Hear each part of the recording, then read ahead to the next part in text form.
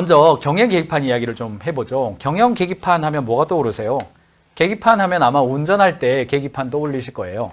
운전할 때 나 혼자, 대부분 혼자 운전할 때도 계기판을 가지고 있어야 속도도 보고 내비게이션도 보고 RPM도 좀 보고 경고등이 들어왔는지도 좀 보고 그렇죠. 나 혼자 목적지를 향해 갈 때도 계기판이 필요하죠. 근데 비행기의 조종사라면요. 한 50여 가지 정도 되는 계기판을 보면서 운전한다고 그래요. 혹은 항공모함이거나 여객선이라면요. 그렇죠. 자동차, 비행기, 항공모함만 거기 선장들만 계기판이 필요합니까? 너무너무나 중요한 내가 나 혼자 하든 100명, 200명이랑 같이 하든 우리 조직을 바른 방향으로 이끌어낼 때 방향이 맞았는지 제대로 가고 있는지 혹은 속도는 맞는지에 대해서 계기판을 보면서 가야 될 거 아닙니까? 그래서 그것을 우리는 경영자의 계기판, 경영 계기판이라고 부릅니다. 경영 계기판을 만들 때에 이것을 이걸로 직원들을 평가하겠다, 내가 성적표를 받겠다, 이게 아닙니다. 내가 얼마나 우리 조직이 가고자 하는 방향성에 맞게 제대로 달려가고 있는지 그 재미 요소를 느끼는 거예요. 여러분들 성적표, 전광판 없는 야구장, 야구 경기 상상할 수 있습니까? 점수 카운팅이 없는 탁구 경기 상상할 수 있습니까? 몇 골 들어갔는지 안 보여주고 그런 어떤 축구 경기 상상할 수 있습니까? 계기판은 이것으로 측정하고 관리하고 지금부터 통제하겠다 그런 말이 아닙니다. 그래서 KPI라는 말을 가능한 제가 좀 잘 안 쓰는 이유가 그겁니다. 경영 계기판이에요.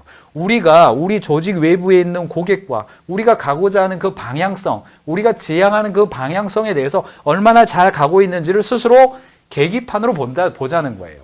산업과 비전을 고려해서 조직의 핵심 지표를 발견하시고요.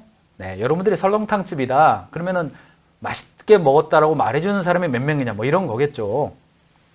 전사, 부서, 팀, 개인 단위의 지표 우선순위를 정렬하는 거고요. 작성 주기, 가시성, 노출, 공유의 수준 정하는 겁니다. 피드백하고 실행에 반영하는 거고 점점점 현장에 진행하면서 업그레이드 가는 겁니다. 자, 구체적으로 알려드리겠습니다. 걱정하지 마세요. 전사적 차원에서 경영 계기판, 오늘은 전사적 차원만 얘기를 하겠습니다. 첫 번째는 균형 성과 지표 BS시고요. 두 번째는 KPI이고 세 번째는 로직 모델. 이 세 가지 정도는 계기판 세팅에서는 기본이다. 경영을 하는 과정에서는 이 세 가지는 좀 공부하셔야 된다. 이렇게 보시기 바랍니다. BSC는요. 제가 고객 만족 관련돼서 얘기할 때 지난주에 한번 해드렸습니다. 밸런스드 스코어드 카드예요. 과거의 재무적 측정 지표에 머무르지 않고 미래 성과를 창출하는 동안 측정되는 고객, 시스템, 인재 양성까지 네 가지 측면으로 보면서 미래 가치를 창출하도록 만드는 시스템이다. 가장 일반적으로 사용하는 경영 계기판이다. 이렇게 보시면 돼요. 내가 경영 계기판을 만들겠다. 그렇다면 네 가지를 먼저 생각하시면 돼요. 가장 심플하게 할 수 있는 겁니다. 재무. 우리 회사로 볼 때 내가 정말 경영을 잘한다. 그러면 돈에 관련돼서 매출 봐야죠. 매출 안 볼 수 없어요. 자, 매출 이익률 볼 수 있을까요? 영업이익 볼 수 있을까요? 그 다음에 고객 단가 볼 수 있을까요? 이런 것들이 재무 지표들에 해당돼요. 고객 지표이죠. 재구매율 볼 수도 있고 데이터베이스가 얼마나 늘었는지 볼 수도 있고 로열티 고객, 자 고객 투시경 할 때 말씀드렸죠. 이런 지표들을 볼 수도 있겠죠. 프로세스 관련돼서는요.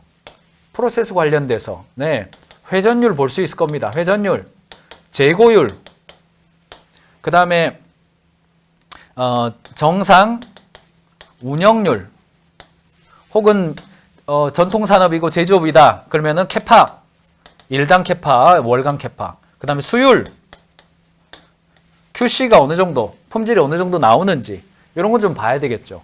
학습 성장이다. 인재에 관련된 거죠. A급 인재, 충원율, 그 다음에 인당 매출 등등등, 학습 시간 등등등 이런 것들을 여러 가지가 나오는 것들 중에서 다 볼 수는 없으니까 내가 상반기에는 오케이 매출 챙겨야겠다. 데이터베이스 좀 확보해야겠다. QC 체크 제대로 좀 해야겠다. A급 충원율 봐야겠다. 그러면은 1번, 2번, 3번, 4번 요 4개를 가지고 경영 계기판 삼아서 그걸 체크하면서 달려가는 방식입니다. 자, 이거 기본이잖아요. 기본적으로 요거 좀 해보시기 바랍니다. 자, 근데 BSC로 체크하기는 좀 어려운 회사들도 있습니다. 예를 들어서 광고 대행사라든지 서비스 회사라든지 혹은 온라인 쇼핑몰만 운영하는 회사라든지 아니면은 그냥 B2B 사업을 하는데 나의 고객이 한 5개 정도 되고요. 거기에다 그냥 납품하는 것이 내 비즈니스의 거의 대부분이다. 혹은 어떤 나의 비즈니스의 경우는 나 1인 기업이다. 이런 경우는 재무 고객 프로세스 학습 성장이 잘 안 맞을 수도 있습니다. 그런 경우에는 KPI 핵심 성과 지표를 가지고 운영할 수가 있습니다. KPI는요. BSC 관점에서 일어났던 것들을 그냥 다 보는 것이 아니라 그중에서 정말 내가 전략적으로 중요하다고 생각하는 것만 골라가지고 그냥 하는 겁니다. BSC, 밸런스들을 추구하지 않는 거예요. 오히려 밸런스를 깨서 이거는 키 퍼포먼스 인디케이터다. 좀 더 전략적으로 이거만큼은 제대로 가겠다. 나머지 나는 몰라. 나 몰라. 이것만 제대로 볼 거야. 뭐 이런 거예요. 예를 들자면 여기는 외식 프랜차이즈 본사의 어떤 KPI예요. 자, 여기를 한번 봐보세요.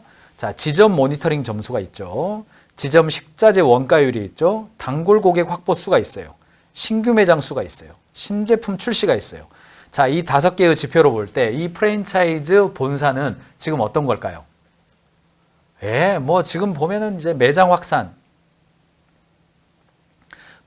확산이라고 하는 어떤 전략적인 연간 목표를 위해서 드립다 집중하고 있는 겁니다, 지금. 지점 모니터링 가가지고 식자재 원가 보면서 단골 고객 확보해가지고 신규 매장을 어떻게든 더 오픈하고 신제품 출시해가지고 신규 메뉴로 고객을 설득하고 하기 위해서 하는 거예요.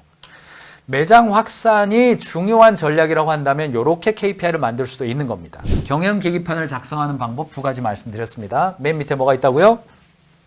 BSC가 있습니다. BSC 관점에서 지표가 내가 속한 산업에서 내가 하고 있는 산업에서 지표가 뭔지를 보시고 그 위에서 키 퍼포먼스 인디케이터가 뭔지를 좀 보시는 거예요. 그리고 마지막으로 로직 모델을 보시는 겁니다. 로직 모델은 우리가 하고 있는 일이라고 하는 게 결국은 약간 물류적입니다. 시간의 흐름에 따라서 전략적으로 논리적으로 흐름이 있어요. 그 논리 흐름이 이겁니다.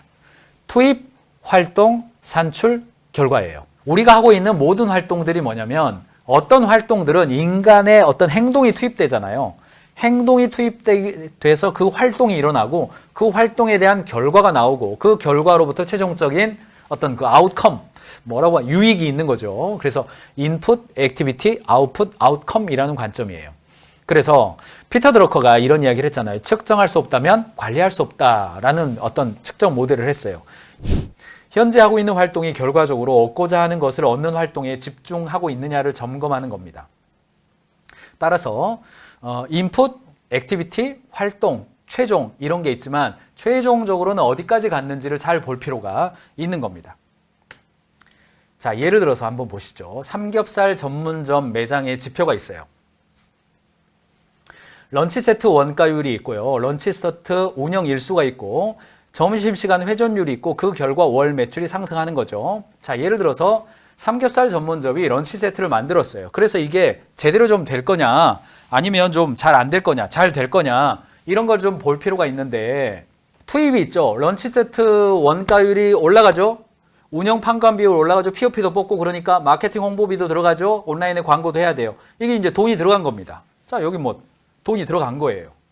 그 다음에 활동이 있습니다. 활동 지표를 잘 봐야 돼요. 며칠 동안 운영했고 운영 시간 몇 시까지 했고 권유 성공률이 어떻게 됐는지 잘 봐야 돼요. 자, 여기까지가 if A예요. 자, then B가 나와야죠. 인간의 모든 프로젝트나 활동은 if A, then B의 논리 구조로 형성이 되어 있다는 겁니다. 그래서 점심시간 회전율을 잘 봐야 되고 런치 세트 판매액이 어느 정도 나왔는지도 봐야 되고 입점 고객 수가 결과적으로 몇 명이 나왔는지를 보는 거예요. 이게 점심시간 회전율, 판매액, 입점 고객 수 이거는 직접적인 결과물입니다. 그런데 최종적으로 자, 삼겹살 전문점이 런치 세트 활동을 했다. 얻고자 하는 게 뭐겠어요? 점심시간 회전율, 판매액, 입점 고객 수 이것만 보는 게 아니라 전체를 봐야겠죠. 왜요? 풍선 효과라는 게 있으니까 이것만 올라가고 다른 게 오히려 내 살 깎아먹기가 되면 안 되니까 최종적으로 월 매출 상승이 어느 정도 됐고 객단가가 어느 정도 올라갔으며 고객 만족도는 또 얼마나 나왔는지를 봐주는 겁니다. 이게 이제 여러분들 활동을 보시면 자, 여러분들 한번 좀 봐보세요. 화면을 볼 때 왼쪽에서 오른쪽으로 넘어가는 그 흐름들을 잘 봐보시고 여러분들이 어떤 프로젝트를 하거나 이동을 할 때, 어떤 프로젝트를 하나가 이동을 할 때 내가 활동하고 있는 것이 어느 정도로 잘 가고 있는지를 잘 보시기 바랍니다. 중요한 것은 이제 이렇게 작성을 하면 리더가 좀 자주 볼 수 있어야 되고 또 측정하고 노출하는 것 자체가 자극과 격려가 될 수 있도록 해줄 필요가 있어요.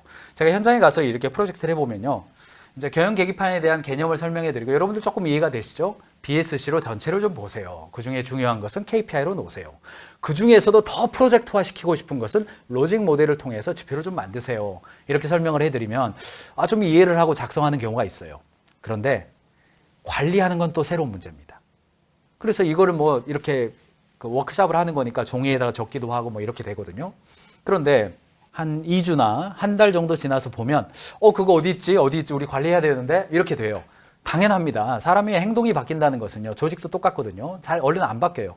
그렇기 때문에 자, 제가 여러분들에게 권해드리는 것은 제발 부탁인데 종이로 출력해서 손으로 적으시기 바랍니다.